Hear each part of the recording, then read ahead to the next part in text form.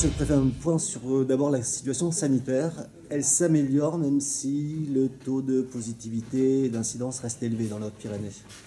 Exactement. On commence à mesurer concrètement les résultats des efforts qui ont été faits par chacun, hein. Donc les chiffres baissent, c'est une bonne nouvelle.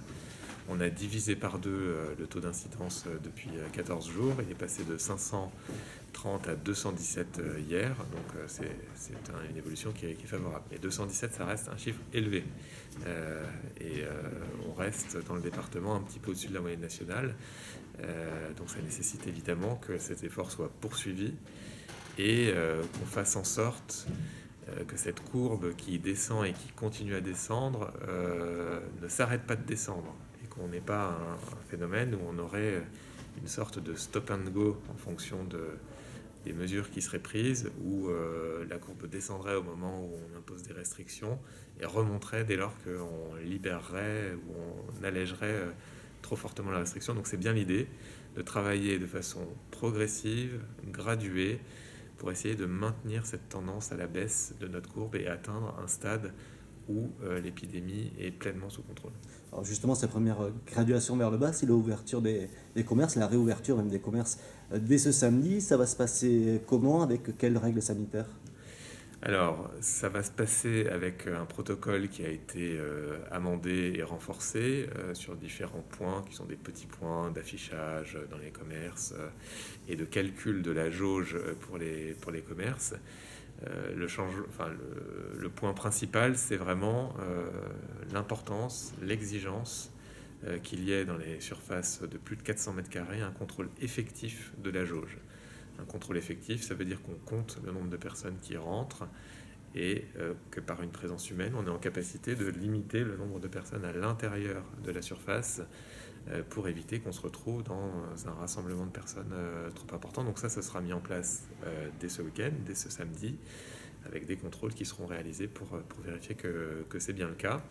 Un autre point pour les commerces, c'est la possibilité d'ouvrir, comme c'est prévu généralement par les arrêtés municipaux qui sont pris, mais si ce n'est pas le cas, les autorisations préfectorales pourront être données, la possibilité d'ouvrir le dimanche dès ce week-end et pour les week-ends qui suivent.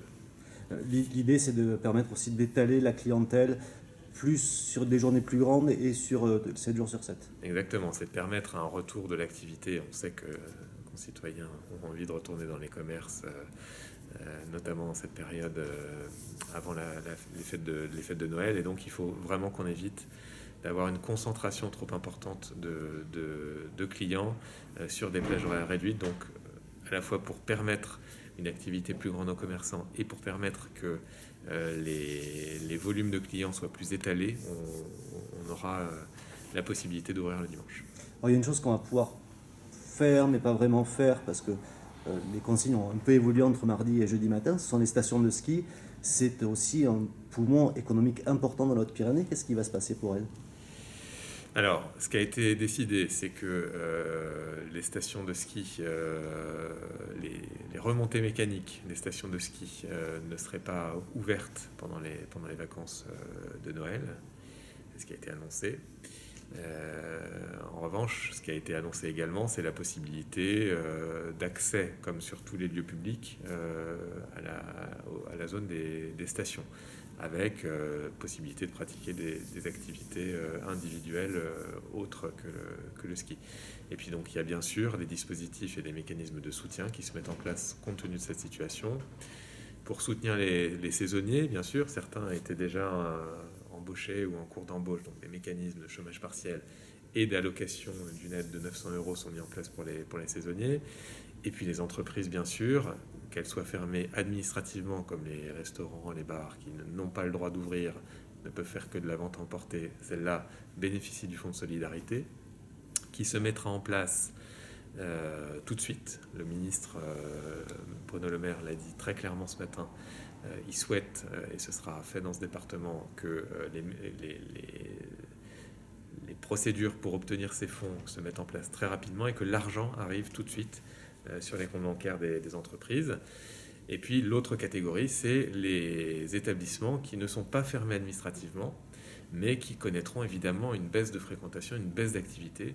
Et cette baisse d'activité sera compensée au titre du fonds de solidarité, soit par le mécanisme classique, soit par le calcul d'une perte de chiffre d'affaires avec la possibilité de prendre en charge financièrement 15 à 20% du chiffre d'affaires constaté.